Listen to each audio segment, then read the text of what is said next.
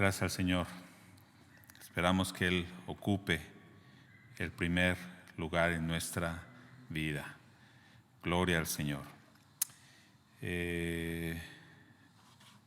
Vamos a estar meditando en esta noche Isaías 51 y 52, una parte de este capítulo. El día de ayer, viendo las noticias después del sismo, después del susto que tuvimos el día de ayer, viendo un noticiero, la conductora del programa hablaba de las cosas que han pasado este año: incendios, crisis, violencia, la pandemia, por supuesto. Y ella decía, pensaba que ya estarían mejor las cosas, y después, el día de hoy, ¿qué viene? El día de ayer viene un sismo, ¿no?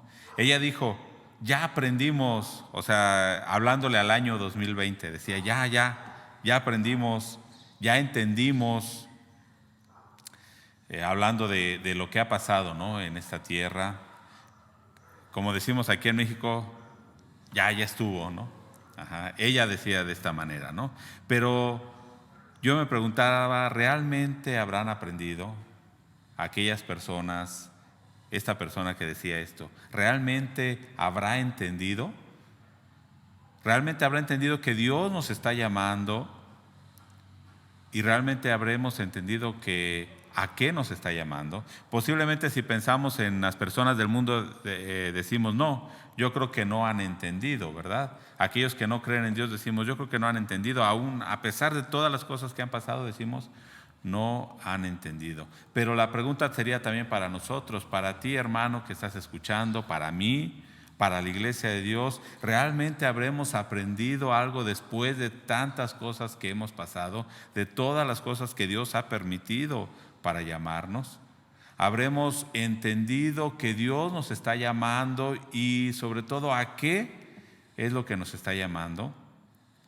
Y hoy quiero hablar de este pasaje que estuvimos meditando el día de hoy en Isaías 51 y 52. En la mañana yo meditaba y tenía pensado compartir otro pasaje de Isaías, pero meditando este pasaje es algo que también me confortó mucho y quisiera compartir esta palabra con ustedes. Recordemos que Isaías está hablando proféticamente acerca de la situación que Judá viviría cuando estuviera cautivo en Babilonia, porque Isaías está hablando muchos años antes, más de 100 años antes de que fueran llevados cautivos. Entonces está hablando de una manera profética.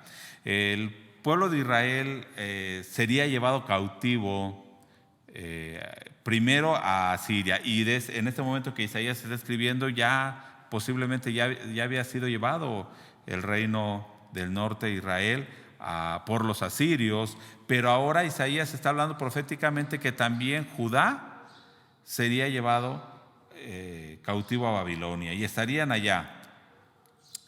Pero aquí en este capítulo y el pasaje que vamos a meditar va a hablar también cómo Dios daría libertad a ese pueblo que está cautivo. Y sabemos que realmente fue llevado cautivo no por ser buenos hijos de Dios, sino en realidad por ser rebeldes a la palabra de Dios. En los capítulos anteriores de Isaías, antes de llegar al 51, estaba hablando de quién era Israel, ¿no? ¿Para qué Dios lo había escogido desde antes, aún de que nacieran? Dios quería que ellos fueran sus siervos, e Israel debería ser siervo de Dios. ¿Y qué esperaba Dios de ellos? ¿No? Que ellos fueran luz a las demás naciones. Y a pesar de que muchas veces fueron rebeldes y desobedientes, y que fueron llevados precisamente por su pecado, así nos decía el capítulo 50, verso 1, ¿no? Al final dice, es por sus pecados que van a ser cautivos. Aún así Dios les daría libertad, los redimiría. Y entonces es lo que vamos a ver en el capítulo 51. Dios da palabra de consuelo, dice el 51, verso 12, yo soy vuestro consolador. Y esto es algo hermoso, porque vemos la misericordia de Dios. A pesar de que un pueblo había sido rebelde, ahora Dios los está consolando. Le dice: yo soy tu consolador. En el 51:11 da una palabra de seguridad. Dice: ciertamente volverán los redimidos de Jehová. Da una palabra de seguridad que Dios restauraría a ese pueblo. E históricamente esta palabra se cumple. ¿Por qué? Porque Judá es llevado cautivo a Babilonia en el 586 antes de Cristo. Ya en el tiempo de Jeremías, Jeremías está hablando de esto también, y es llevado cautivo Judá a Babilonia en el 586. Después de estar 70 años en Babilonia, Dios les permite regresar en el 538 antes de Cristo. Entonces, históricamente se cumple así como Dios lo estaba hablando.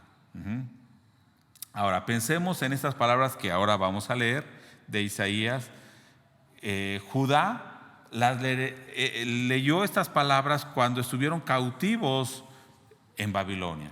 Bueno, seguramente antes también conocían esta palabra, porque Isaías está profetizando desde antes, ¿no? Pero ya que lo tienen escrito, ellos estaban en Babilonia y leerían esta palabra, recordarían lo que Isaías decía, y entonces ellos deberían entender claramente el mensaje de Dios. Y vamos a ir desde el versículo 17. Vamos a ver cómo lo que Dios permitió, el castigo que Dios permitió en este pueblo de Judá. ¿Cómo comienza? Diciendo el verso 17 del capítulo 51 de Isaías: despierta, despierta, levántate, oh Jerusalén. Vamos a empezar con esta frase: despierta, despierta. Sabemos que cuando en la Biblia repite una palabra dos veces es porque quiere poner un énfasis y dice algo importante va a decir. Le habla a un pueblo a quien usted le dice despierta, y va a parecer algo tonto, ¿no? Pero lógicamente alguien que está dormido. ¿Cómo estaba este pueblo? Espiritualmente dormido. Era un pueblo que no tenía, estaba en sus 5 sentidos, ¿no? Pero más que eso, era un pueblo que no había entendido. Cuando usted le dice a alguien: oye, ya despierta. ¿Por qué? Porque a veces, aunque esté despierto, no entiende la situación. Ahora, esta palabra le está diciendo cuando ellos hubieran ya pasado el castigo de Dios. Y le está diciendo: despiértate, tú que estás dormido. Le está llamando la atención. Y la pregunta sería: ¿ellos habrían entendido la lección cuando estaban cautivos en Babilonia? Bueno, esa será una pregunta que después usted la podrá contestar. Hoy no voy a contestarla, si habrán entendido esta lección.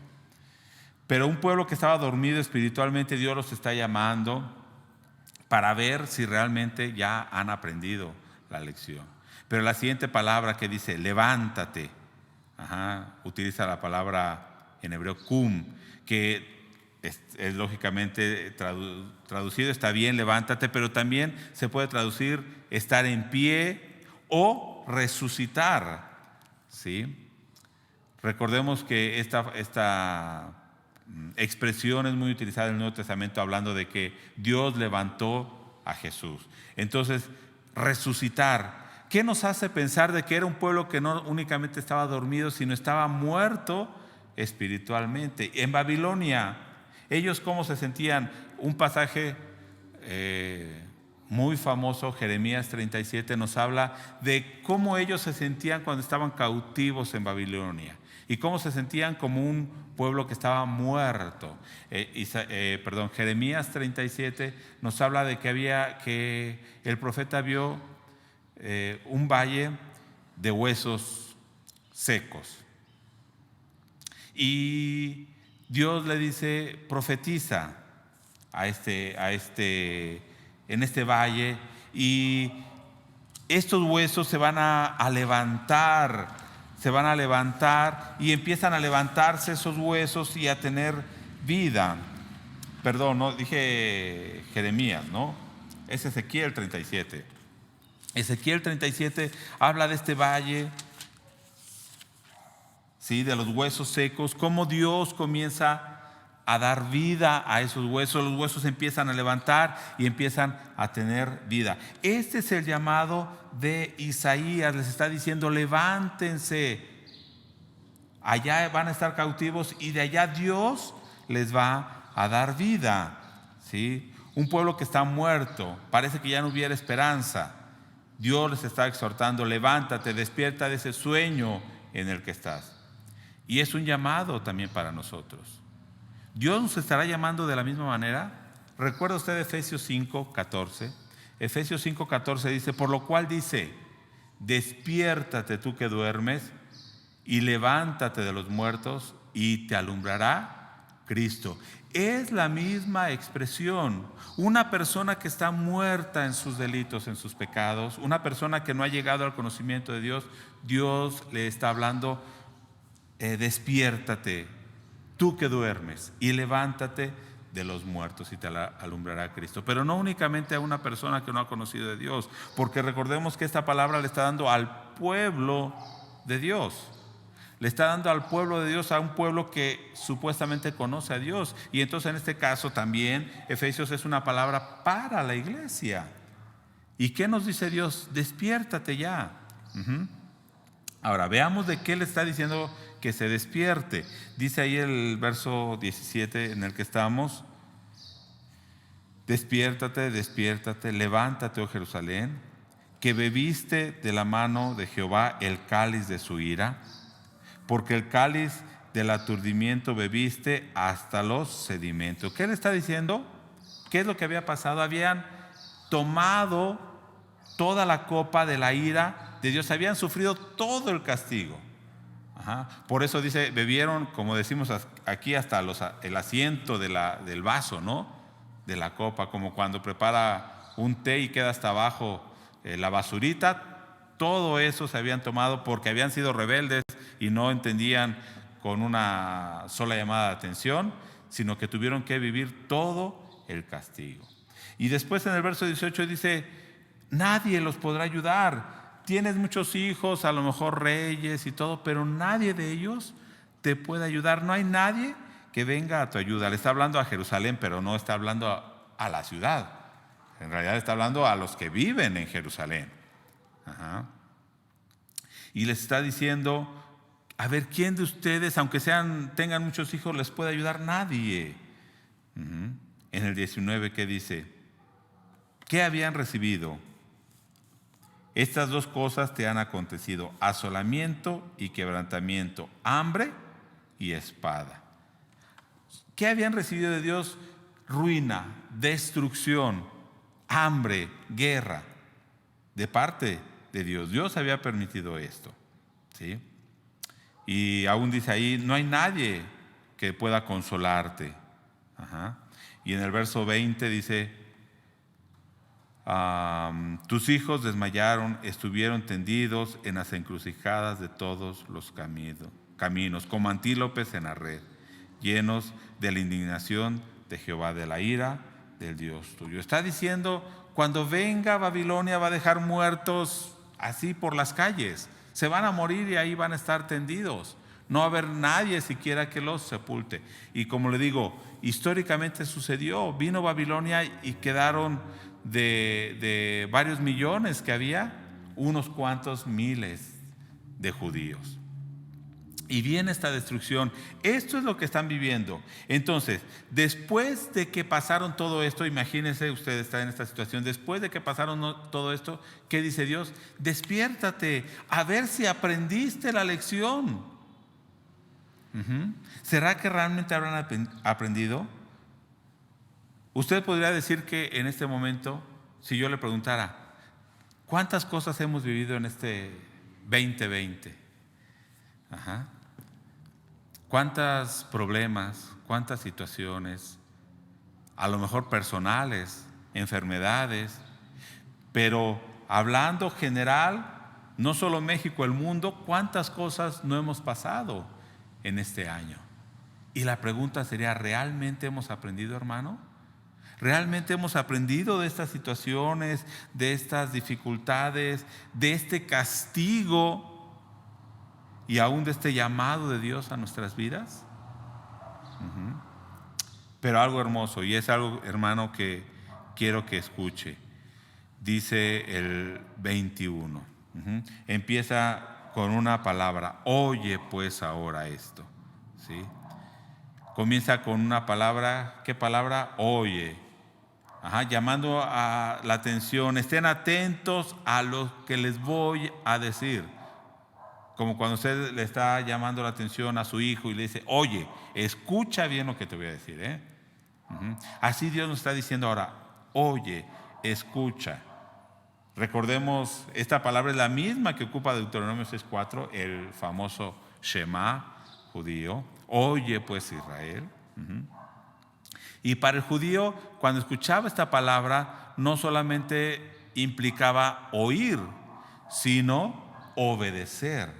Entonces Dios les está llamando: oye, escucha lo que te voy a decir, pero no nada más para que entre por un oído y salga por el otro, sino para que lo obedezcas.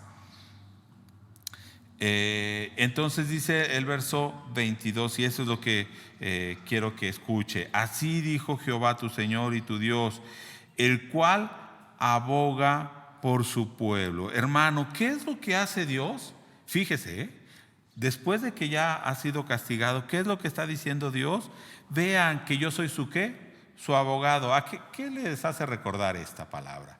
¿No les hace recordar 1 de Juan 2? Cuando Jesucristo dice que Él es nuestro abogado.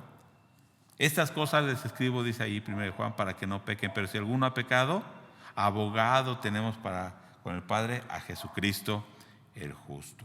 Y aquí Dios mismo está presentado como nuestro abogado, pero en 1 de Juan es Jesucristo nuestro abogado. ¿Y qué quiere decir esto? Que Él está abogando por nosotros. En realidad está diciendo que Él ha quitado ya nuestra culpa, nuestro castigo. Como también lo dice Romanos 8:1, no hay ninguna condenación para los que estamos en Cristo Jesús. Dice y especifica quiénes son los que están en Cristo Jesús: los que no andan conforme a la carne, sino conforme al Espíritu.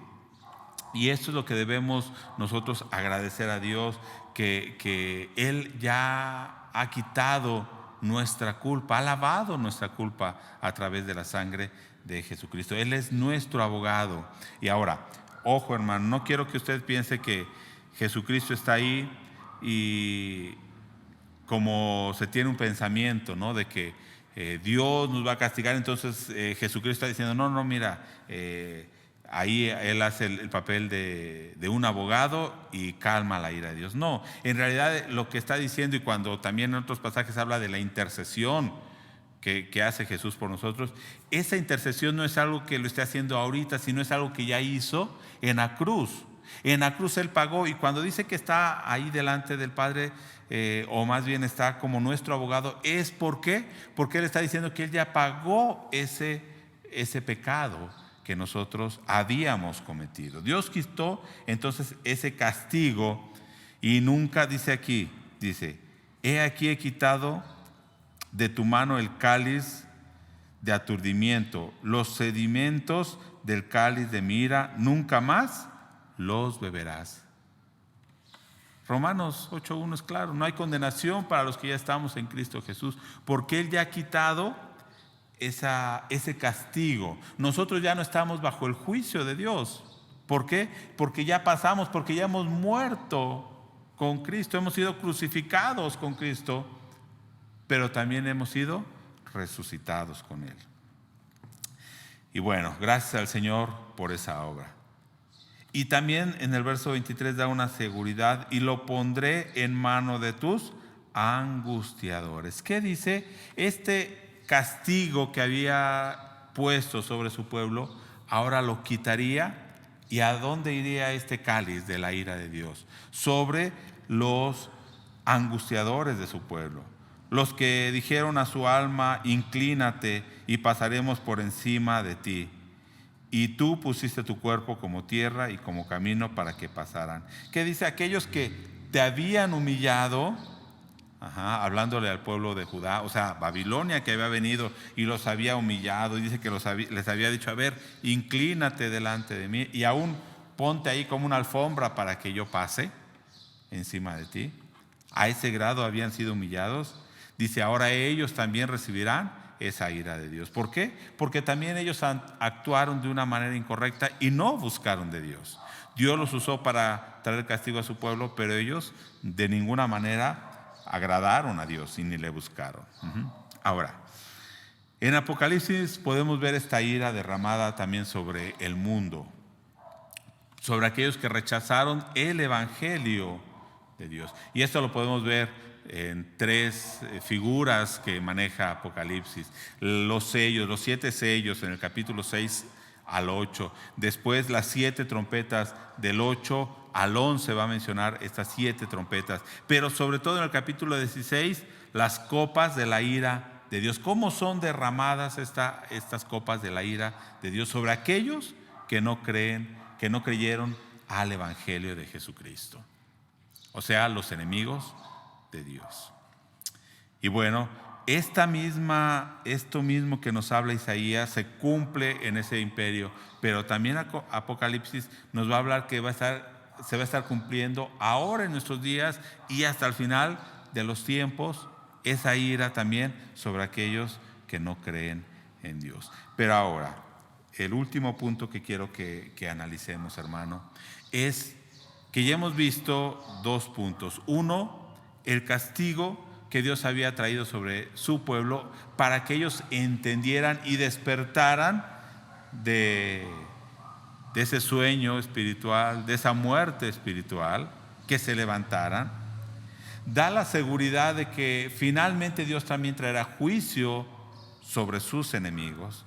Pero ahora, ¿qué espera Dios de su pueblo? Y este verso lo leí al principio de este servicio, de la transmisión, y dice el capítulo 52, verso 1, despierta, despierta. ¿Se da cuenta que nuevamente vuelve a ocupar esta expresión?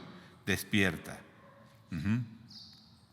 Nuevamente hace ese llamado. Pero ahora, ¿a qué está llamando?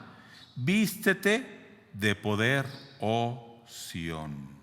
Recordemos que siempre para a los judíos hablar de Sión, hablaban de la ciudad de David y sobre todo esperando la venida del Mesías, descendiente de David. Pero dice, despierta, despiértate, vístete de poder. Esto me llamó la atención, hermanos, debemos vestirnos del poder de Dios.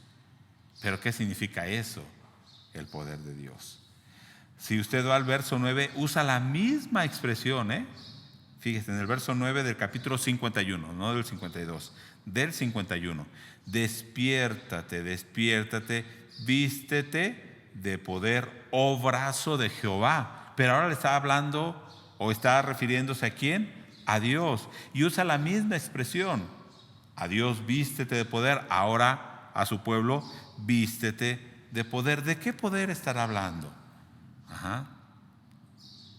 Nada más rápidamente, no estoy entrando en detalles, hermanos, porque este pasaje en realidad tenía muchas cosas que decir, y cuando estaba meditando en este pasaje y después dije voy a compartirlo, en realidad salieron muchas cosas muy interesantes, pero que no va a dar tiempo. Pero usted puede recordar Romanos 1:16, cuando Pablo dice, yo no me avergüenzo del evangelio, porque es que, hermano, poder de Dios para salvación. El poder de Dios no se manifiesta en que si yo puedo o no hacer milagros sobrenaturales. No tiene nada que ver con eso. El poder de Dios es para salvación, para llevarnos a su reino, a su salvación. Sigue diciendo, vístete entonces ¿de qué? De poder, un poder que nos lleve a esa salvación. Y después va a decir, ¿cómo es esa vestimenta?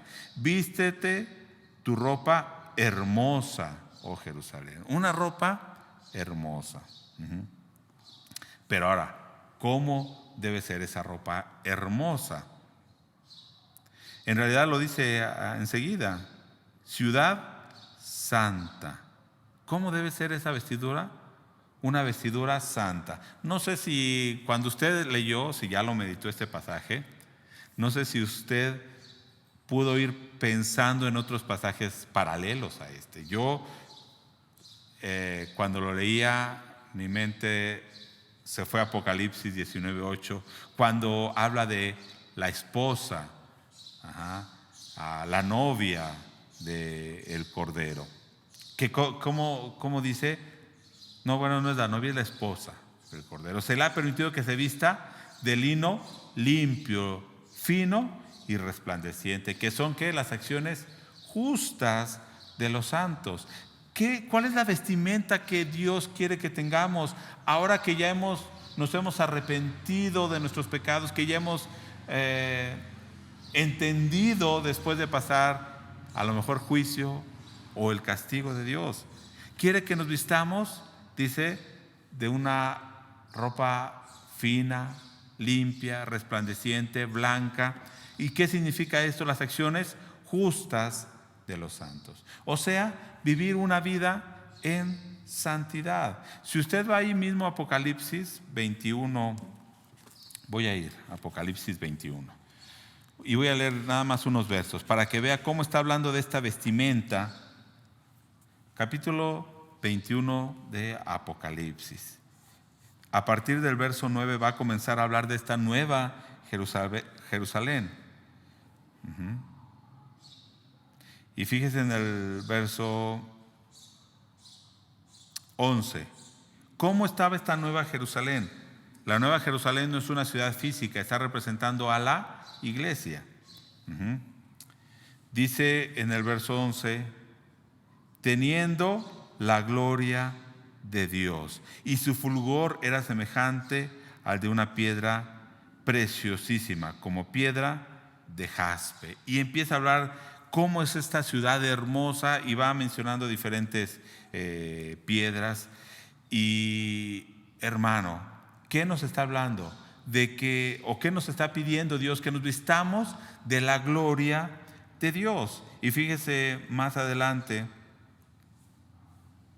en el verso 22, y no vi en ella templo, porque el Señor Dios Todopoderoso es el templo de ella y el Cordero. La ciudad no tiene necesidad de sol ni de luna que brille en ella, porque la gloria de Dios la ilumina y el Cordero es su lumbrera. Y las naciones que hubieren sido salvas andarán a la luz de ella, y los reyes de la tierra traerán su gloria y su honor a ella. Está hablando de esta gloria de Dios, pero ahora presente que en su iglesia.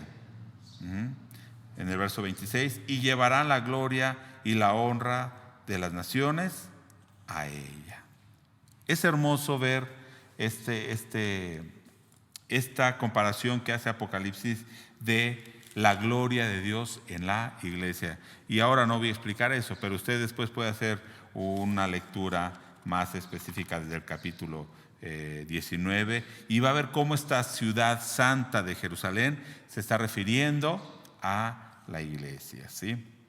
Y sobre todo el verso 9, ahí lo puede ver claramente. Vino entonces a mí uno de los 7 ángeles que tenían las 7 copas llenas de las 7 plagas postreras, y habló conmigo diciendo, ven acá y te mostraré a quién, hermano, la desposada, la esposa del Cordero. Y entonces lo llevó en el espíritu y le mostró a la nueva Jerusalén. ¿Quién es la esposa del Cordero? La nueva Jerusalén. Entonces, en Isaías, regresamos a Isaías 52 y después voy a leer un verso más en Apocalipsis, pero Isaías 52 en el verso 1, hablando le está diciendo Dios, despierta, despiértate, vístete de poder, vístete con ropas hermosas. Esas ropas hermosas, ¿qué es? La gloria de Dios, que reflejemos la imagen de Cristo, que seamos revestidos de Cristo, ¿sí?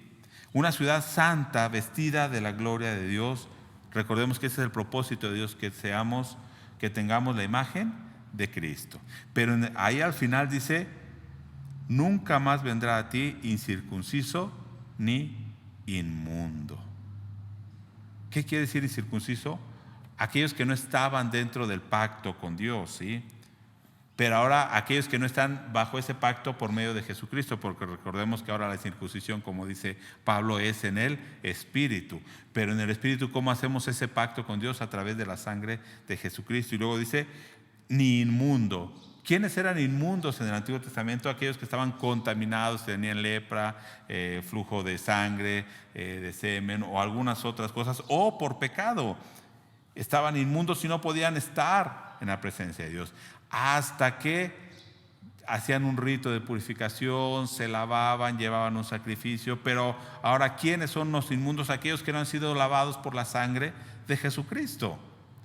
Jesucristo, su sangre nos limpia de todo pecado y ahora podemos ser limpios. Y fíjese, regreso a ese mismo pasaje de Apocalipsis 21, pero el último verso, el verso 27, Apocalipsis 21, 27 dice, ¿cómo es esta ciudad? Y se va a dar cuenta que es lo mismo que nos está hablando.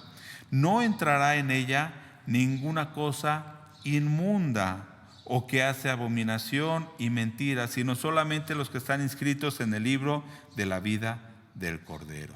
¿Qué decía allá en Isaías? No entrará ningún incircunciso ni inmundo. Y aquí nos dice, no entrará en ella ninguna cosa inmunda. ¿No está hablando de la misma ciudad, hermano? ¿No está hablando de lo mismo? Solamente aquellos que están inscritos en el libro de la vida del Cordero. ¿De qué Cordero? De Jesucristo, en el libro de Jesucristo, los que han aceptado a Jesucristo como su Señor y su Salvador. Regresamos a Isaías. Dice el verso 2, sacúdete del polvo, levántate y siéntate, Jerusalén. Suelta las ataduras de tu cuello, cautiva, hija de Sión. ¿Qué dice? Sacúdete el polvo, límpiate de tus inmundicias. ¿Qué quiere decir esto, hermano? ¿Sí? Sacúdete, quítate todo aquello que te estorba. Hebreos dice, despojémonos de todo peso y del pecado que nos asedia. Es esto que nos está hablando. Esta idea también está expresada aquí mismo en este capítulo, en el verso 11, cuando dice, apartaos, apartaos, salid de ahí, no toquéis cosa inmunda, salid en medio de ella, purificaos los que lleváis los utensilios de Jehová. Aquí nos hace recordar a los levitas que debían purificarse cuando iban a ministrar al Señor, porque ellos llevaban las cosas santas, debían purificarse, lavarse. Pero ahora nos está hablando a nosotros, purifícate, límpiate, apártate, sal de en medio de ellos, no toques las cosas inmundas, apártate. Aquí decía en el verso 2, sacúdete del polvo, ¿sí? Suelta esas ataduras, suelta aquello que te ata todavía a este mundo y al pecado. Purifícate. Pablo también usa esta expresión, hablando de que no debemos tener comunión con el mundo, en 2 Corintios 6, 17. ¿Sí? Porque dice, Dios está en medio de su pueblo y Él quiere que nosotros seamos sus hijos y Él sea nuestro Dios. Y utiliza este verso 11, salid de en medio de ella, purificaos. Habla de esto. No debemos de contaminarnos con el mundo. Apocalipsis también habla, precisamente hablando del juicio de Babilonia. Aquí está hablando de este juicio, ¿no? Sobre Asiria, sobre Egipto, sobre Babilonia. Pero precisamente hablando de este juicio en Apocalipsis 18, verso 4, dice, salid de ella, pueblo mío, para que no seas partícipe de sus pecados. Pero también dice, para que no recibas también el mismo castigo que ella. Entonces, hermanos, debemos pensar cuál es el llamado de Dios para nuestra vida, ¿sí? Después de que ya hemos entendido, ya no hagas pacto con el mundo, sal del mundo. Y el último pasaje el último verso que quiero comentar es el verso 3. Porque así dice Jehová, de balde fuisteis vendidos, por tanto, sin dinero seréis rescatados. Sin dinero seréis rescatados. Primera de Pedro, voy a leer, Primera de Pedro 1, 18 al 21. Y yo creo que aquí se resume cómo nos rescató. Si ya está ahí, dice 1 Pedro 1:18, sabiendo que fuiste rescatados de vuestra vana manera de vivir, la cual recibisteis de vuestros padres, no con cosas corruptibles. No fuimos rescatados con cosas corruptibles como oro y plata. O sea, aquí en Isaías decía con dinero, pero en Pedro dice con oro y plata, sino con la sangre preciosa de Cristo, como de un cordero sin mancha y sin contaminación. Ya destinado este cordero, dice, desde antes de la fundación del mundo, pero manifestado en los postreros tiempos por amor de vosotros. Hermano, por amor a ti, o persona, amigo que nos estás escuchando, por amor a ti, Dios había preparado a Jesucristo para comprarte, para rescatarte de ese pecado. Y mediante el cual, dice el verso 21, creéis en Dios, quien le resucitó de los muertos y le ha dado gloria, para que vuestra fe y esperanza sea en Dios. Hermano, este es el llamado que está haciendo Dios a nuestras vidas. Límpiense, despójense de ese pecado que los asedia. Primero vimos que ese castigo de Dios vino sobre su pueblo, pero Dios quitó el castigo y ese castigo lo puso sobre los enemigos de Dios. Pero ahora este pueblo de Dios debía ser un pueblo santo a Dios, un pueblo que se hubiera dedicado, que no se contaminara con el mundo. Y estas palabras, hermanos, son directas para nosotros, porque esta restauración no fue cuando ellos regresaron únicamente a la tierra de Jerusalén, a la tierra de Canaán, no. Como vimos los pasajes en el Nuevo Testamento, se estaba refiriendo a la restauración solamente en Jesucristo. Nosotros, como estábamos muertos y bajo la ira de Dios, estábamos dormidos espiritualmente, y posiblemente estemos pensando en las situaciones difíciles que pasamos. Estamos pasando esas situaciones difíciles y estaremos pensando si esto es un castigo de Dios. Posiblemente en algunas personas sea un castigo de Dios, pero Dios nos está llamando a despertarnos. Él quiere quitar ese castigo ya de nuestra vida. Jesucristo pagó la deuda que nosotros teníamos, pero ahora quiere que nosotros, que dice en el verso 1, nos vistamos de Dios, nos revistamos de Jesucristo, que reflejemos su imagen, que ya dejemos el mundo, ese pecado del mundo. Como vimos, salid en medio, el verso 11, apártense, no toquen lo inmundo, que vivamos solo para Él. La pregunta sería, hermano, ¿hemos aprendido la lección en este año? ¿O ya de que pase y el siguiente año habremos olvidado lo que pasó? ¿Hemos aprendido de esta situación que estamos viviendo? Si es así, hermano, despiértate. Levántate de los muertos para que Dios te alumbre, para que Cristo alumbre tu vida, y ahora camina en santidad.